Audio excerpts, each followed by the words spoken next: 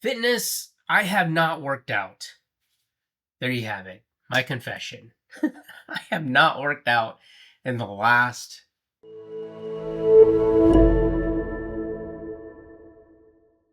What's going on, Fit Fam? It has been a minute. It is probably within the week time frame.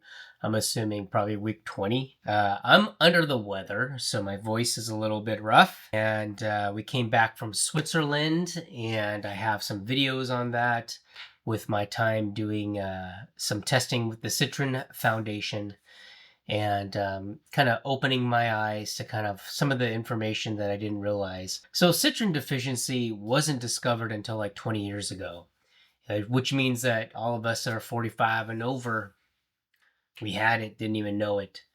And it wasn't until last year when my wife found it. So, some caveats about citron deficiency, some things about what the tests were like. I'm going to put those in the other videos and I'll link that. But here we are. I am back in the States, and I will tell you, as you will hear me say repeatedly in the Switzerland vlogs, there's a Reddit post that says, "Have you ever been abroad and come back to the States and said WTF?" And that's pretty much, that was very accurate for us. Switzerland is amazing. Cost of living, number one, is higher, but the city itself is cleaner. The food itself is cleaner. The quality of living is cleaner. The transportation is cleaner. The public restrooms are cleaner. And I think one tall sign is when you're a mom and you have to go and change the baby in a public restroom. In the States, those restrooms are filthy. Switzerland, all the restrooms were clean, period. I mean, it was amazing. The other part of it was the transportation was efficient. Multiple trains. I mean, obviously, once you figure out which platform, which train you get on, you got it down. And Google Maps works there. It's amazing. It tells you exactly where to go. So I utilize that. And where we stayed was in Zurich at a kind of apartment type hotel, which was great. And it was one tram, a couple stops away. And the foundation paid for the transportation, paid for us to stay there. I had to pay the difference for the family to stay and pay our own airfare for the fam. But they covered my airfare. They covered a per diem for food. And I think our dollar right now, like $1.26 is 1 Swiss franc there. So we are under. So everything was a little bit more pricier. But overall, the city, they have these public fountains that are about 100 plus within the city of Zurich, that the water, spring water, it comes down from the mountains, and you literally can drink out of these fountains, and it's constantly flowing, constant flow, no stagnation. I mean, it was just great. It was amazing. So yeah, I mean, we come back to the States and you're like, our bathrooms are filthy.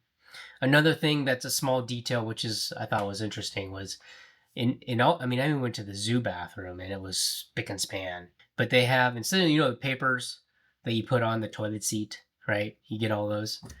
They don't do that there. They give you some tissue, maybe like a square, and sanitizer. And what you do is just put the sanitizer in there and you wipe the seat down, disinfect it. Then you can sit on it. Easy peasy. So that saved a lot of waste. Like, you don't see this broken papers everywhere, toilet paper and all that stuff. Food was definitely, I've had a couple bites of gluten, which I still think it affected me, but my wife and child, we're gluten free, because here in America, when you eat bread, it affects us. Over in Switzerland, it didn't affect them at all. They were every day a croissant, meat and cheese croissant. We tried their version of fondue, was not a fan. Probably will never do fondue again. But it was an experience. And the other stuff that we, probably walked around 3 to 5 miles a day just from walking. Everyone there is very slim. And I told my wife, I said, everyone looks like a model. It's a mix of German, French, and Sweden and Swiss. Just that population. There are a lot more smokers there that I've noticed, but I mean, every once in a while you run into people who are just smoking and homeless. Man, I think we saw maybe two homeless people. That's it. I mean, out of the whole city, that's it. I'm in Seattle. I mean, it's flabbergasted. The city itself is clean. There's not trash laying around. There's no garbage floating around. Yeah, the people themselves look like models. They're all prim and proper and dressed to the nines.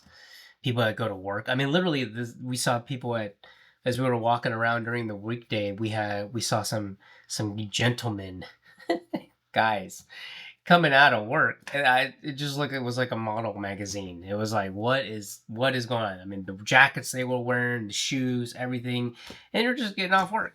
And I was like, what? And an elderly gentleman, you saw younger kids all dressed up. I mean, it was just definitely black and white when we come to here. And you understand that, their way of life is more family centric. Anytime we had went somewhere with the kids, we have two daughters, they would just usher us in. There were times when we saw people they would park their strollers outside a restaurant. Babies were sleeping, so they just leave them outside. It's safe. Everyone's looking out for everyone. And went to a toy store and talked to the owner there, who's ironically her son lives in LA, is a composer, and she said that everyone just looks out for the kids. They just know. And we saw kids just running around by themselves, no parents, as young as probably, I would say, 6 or 7, walking around using the transportation.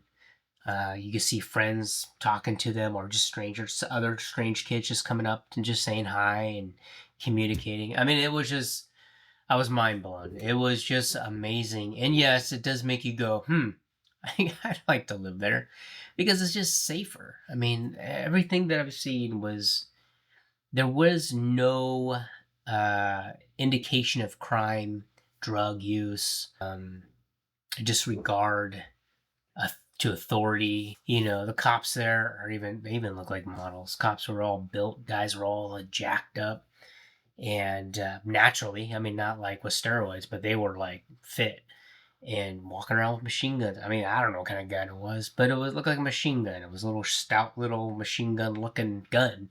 They would walk in pairs. One of them would have the machine gun. The other one just had their basic firearm. Oh man, the airports were super busy.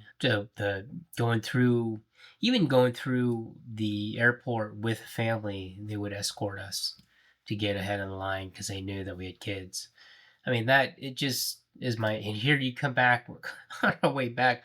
It took us 28 hours to fly back. One of the Swiss airlines we were boarding, I think it was from the States to Swiss, they wanted to, yeah, because they lost my bag, or I got booked on a different flight.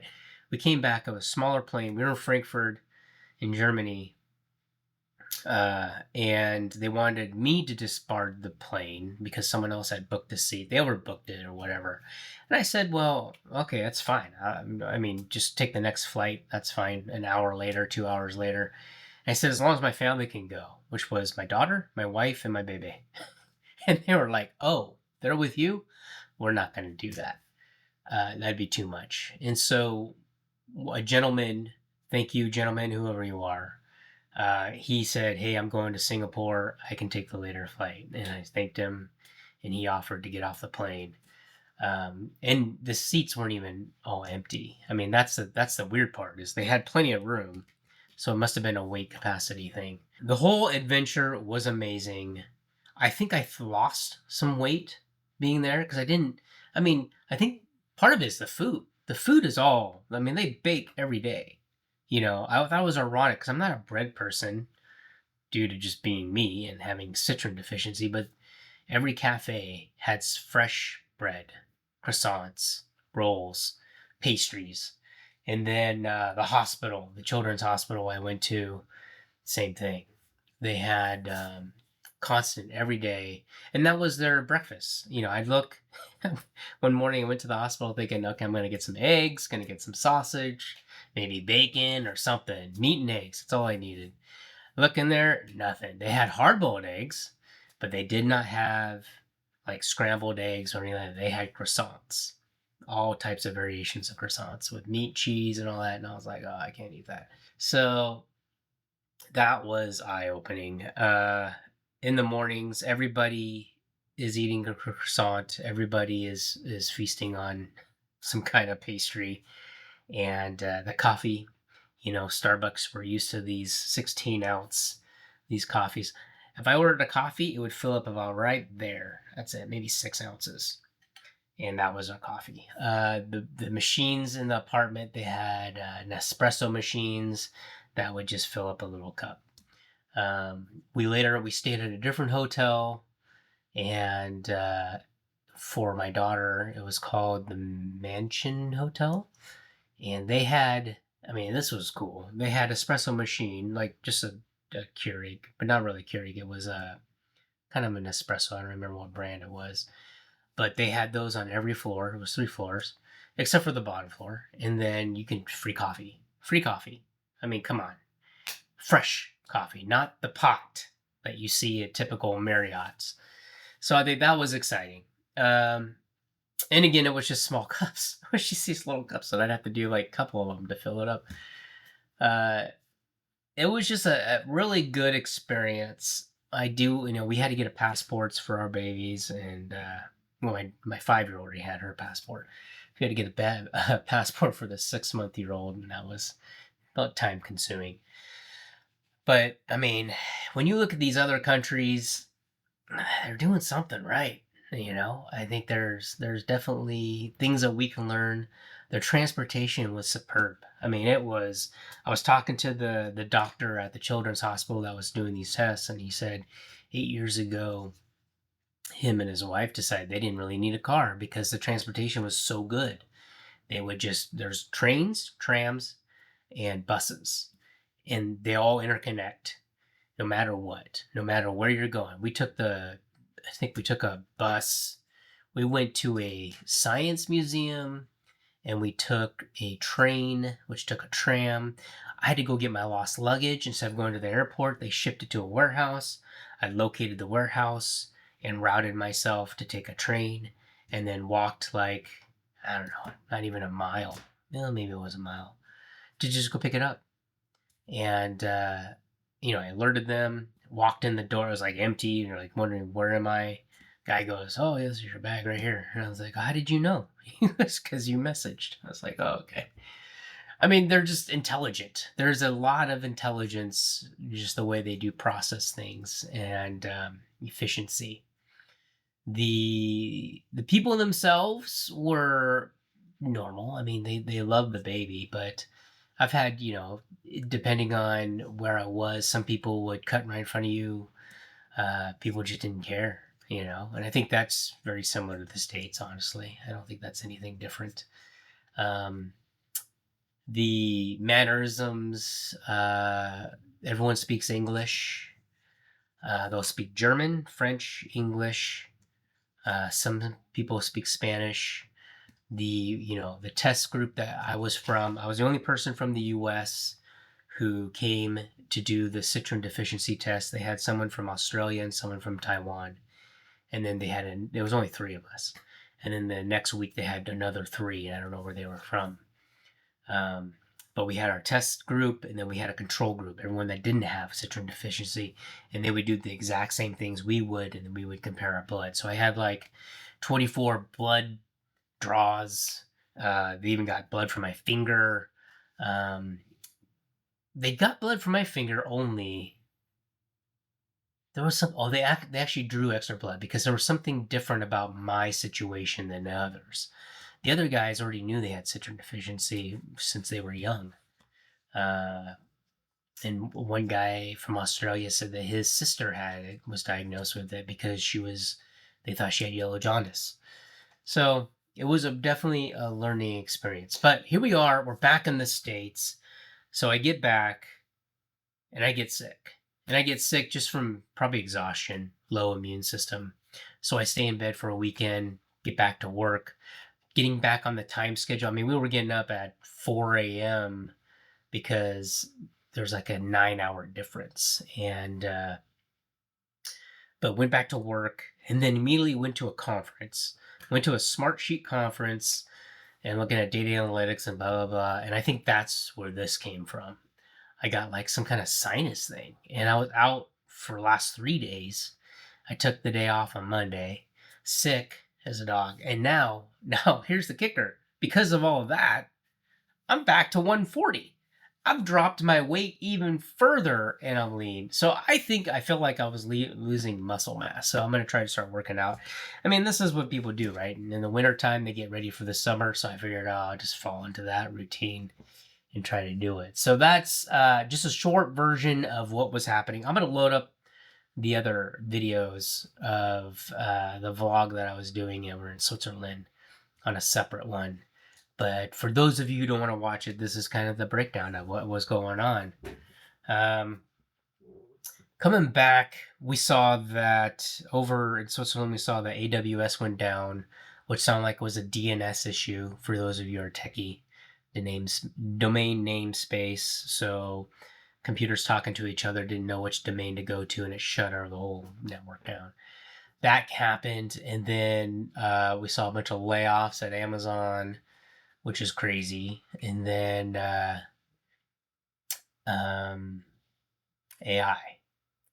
I try to stay up to date with AI and what's happening. And the one thing I found was, I mean, even Tony Robbins is jumping on the bandwagon. If that doesn't tell you something, I don't know what does. But his deal was that people were, people who know how to use AI is not going to lose their jobs. People who don't know how to use it. So again, if you guys want to know about more AI, let's talk about it because I'm utilizing it. I'm in the process of building an agent for another podcast that I'm part of and trying to see how I can automate that system. Oh yeah, in the news, Neo, the home robot. What was it? 20 grand, 20 grand. The funny thing is that was MK looked at that and kind of debunked it because he was saying that someone was controlling the robot to do the task. But if you haven't seen that video, it's pretty interesting to watch. To think that we are getting into an era where robots are going to become more prominent. And I watched another podcast about Dr. Roman, I think his name was, on the Diary of the CEO, literally talking about, the thought of the plumbers that were going to be safe. Robots can do that now. I mean, they're going to be able to do all that. So how do we position ourselves for those who are laid off now or, are maybe losing their job to AI? It's like, how do you position yourself? What high touch position should we go into in order to have a career, to make a living? I think my wife and I have been talking about starting our business again. I mean, another business. So there's some constant ideas and ebbs and flows of what we should do. And I think after Switzerland, she has an idea how to implement more travel, because I think she really wants to travel more and get out there. A couple times where I was sick, I thought I had a fever, and which I was grateful for because I know that fevers, they'll burn the virus, period. But then I took my temperature, I didn't have a fever. I felt like I had a fever, but I didn't have a fever. So our affirmation, let's talk about that. I want to know, how many times have you done things because others are doing it? I think I've done it, Other people are drinking and it makes you go, oh, maybe I should drink. Other people are getting the latest and greatest device, latest and greatest camera, latest and greatest jacket, clothes, fashion, shoes. And that just, that's a one thing that I've noticed, that here in America, we are consumerism. We are built on that, which is, I mean, there's good and bad. Everything has a pro and con to it. I mean, that's how we live. European countries aren't told me, I mean, they're wearing high end stuff. I don't know. Maybe there's a personal desire to have more and more and more. I did look it up to figure out what the cost of living is in Switzerland, Zurich. It is higher. It's higher than here in the States, higher than I compared it to Seattle, higher than Seattle. One of the main differences, number one, they don't have cars, so they're not paying for that. Number two, most of them rent. Very little of them have own.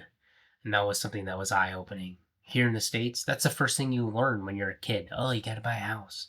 And that's the first thing that's in the news. Oh, are the young people going to be able to afford a house?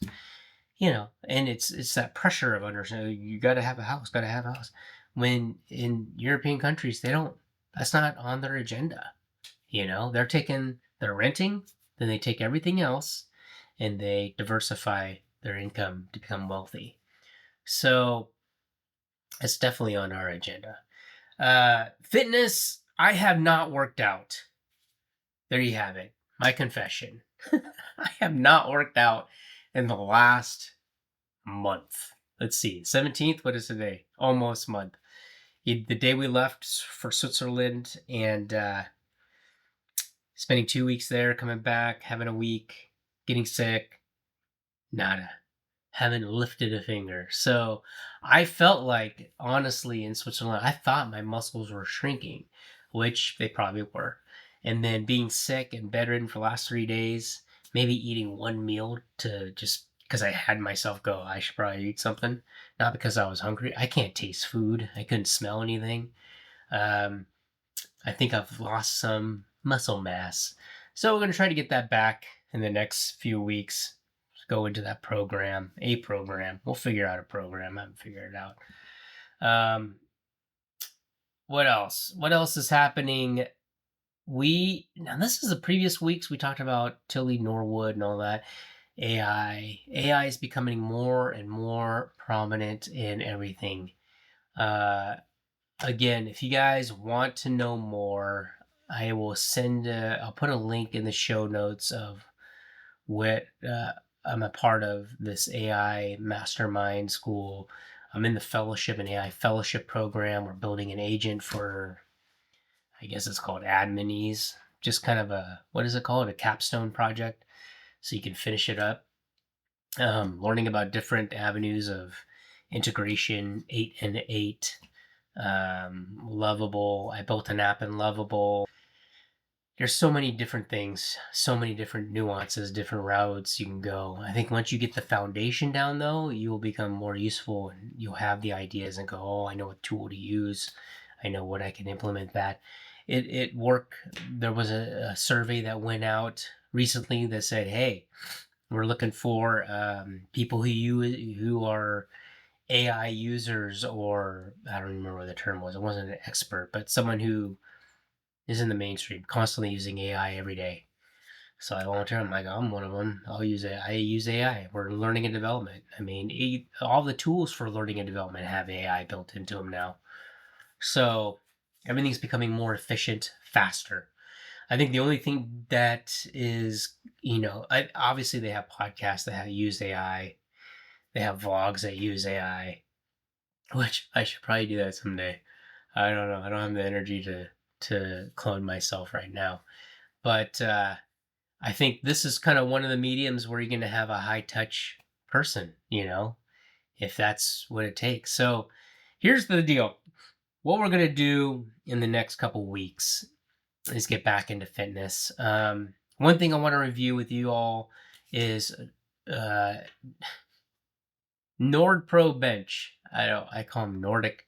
Nord Pro, Nordic Pro, whatever their name is, they came out with a leg extension, and I ordered it because I want to test it out and see what it's like. I also ordered the Hume scale, so I want to review that and see how accurate that is. Obviously, I can't baseline that because I have access to a DEXA scan or anything like that. But based on other fitness gurus who had said they have these multiple machines that measure body fat and composition, they said the Hume scale is pretty accurate. So right now I have a Wise scale that does body fat measurements. I've been utilizing that. But I'm curious. This scale, if you haven't seen it, it's got handles that pull out, and it's just like an electrical impulse that goes to your body, measures your body fat composition, muscle mass, water, all that stuff, bone density.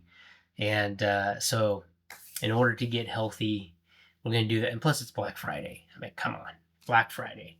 Can't go wrong there. That's the one thing I've noticed, that as you get older, you don't buy stuff regular price unless it's like Apple. You have no choice. But as you get older, you're like 10%. That's not a lot. That's nothing. Give me 30, 40, 50%, even 60, and I'll consider to buy it.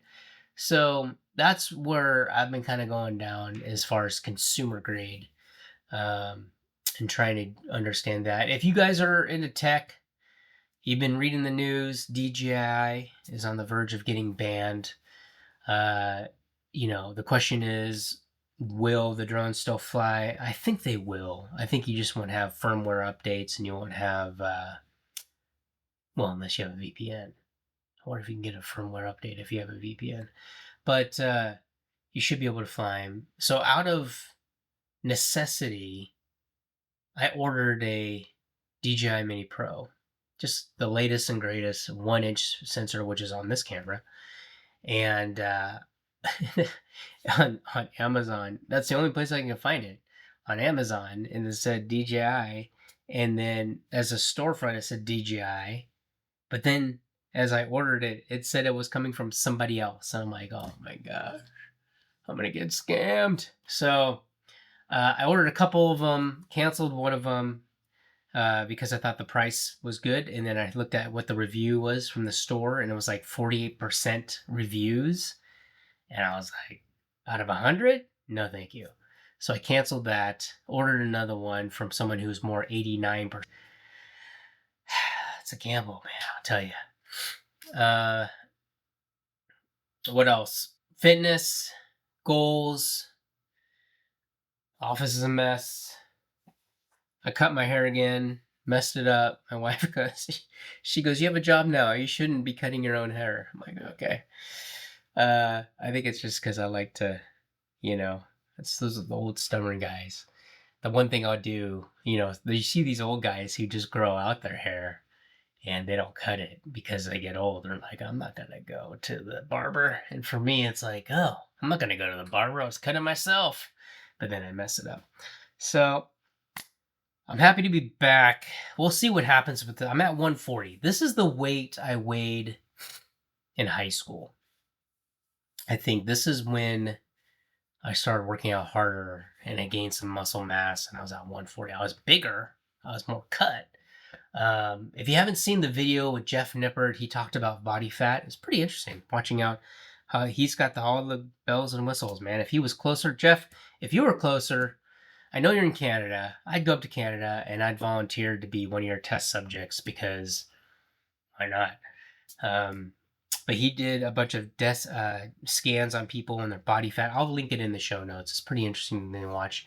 And basically how to visualize what you're seeing, because everyone has different misconceptions on body fat. And, for a guy who's in his 20%, it's not bad. 12%, not bad. I've never been at 12%. The lowest I ever had was 20%, which means I never saw my abs. I saw maybe a top portion of my ab, but the lower portion just wasn't there. So maybe if I only eat one meal a day for the next 5 days, I'll lower my body fat and start putting on muscle. Creatine. So I've been doing the creatine, this dump on in the morning. 15, was it 15 milligrams? I don't know what, 15 something. And I've been doing that because of cognitive incline, and I have noticed a difference. I did notice, now the difference, so pros and cons. Con is I tend to get a headache. It gives me a headache in the morning. So I think I need to kind of disperse that. I haven't taken any for the last couple weeks, but it gives me a headache in the morning. But the thing I do notice is my memory is sharper. I can remember things faster. I can think a lot faster. Just like my short-term memory seemed to improve. So it's kind of interesting. So I'll definitely go back on that. I've been drinking green tea. I've ordered mushroom coffees. I want to test out these mushroom coffee. There was a mushroom coffee that we had. What was the brand? Rise. Ryze. I think it was Rise. That thing made me rashy. And I don't know why. Because you would think that mushroom coffee is gluten free. But it must have had something in it that made me rashy. So got rid of that. So I've ordered mud water because they're targeting me on advertising. So I'm going to test that out. And then I ordered Cuppa to test that out. That one seemed to rate pretty high as far as taste goes. Obviously, mud water just looks like it's just a bunch of green. But if I mix it with my coffee and I've been using for the last week is MCT oil because for those who don't know, citron, which I'm going to do a deep dive. I think I should do a deep dive on citron deficiency now that I know more about it. But MCT oil, which is coconut oil, it's a lot better for you. And I've been doing that and mixing that. So we'll follow up, we'll touch back, and until then, start working out.